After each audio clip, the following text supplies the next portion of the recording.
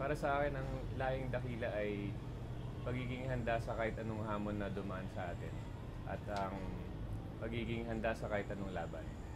Nung ako'y nasa kasagsagan ng bagyong Yolanda, nakasaksi ako ng mga halimbawa ng pagiging dakila sa pamamagitan ng ilang tao na tumulong sa akin.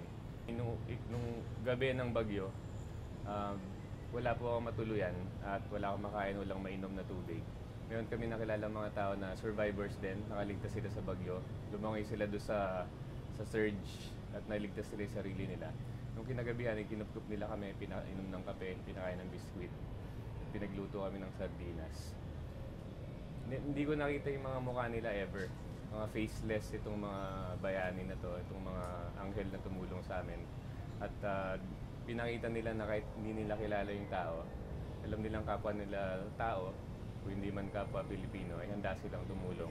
Handa silang kumupkop, handa silang gumawa ng paraan para mabuhay ulit.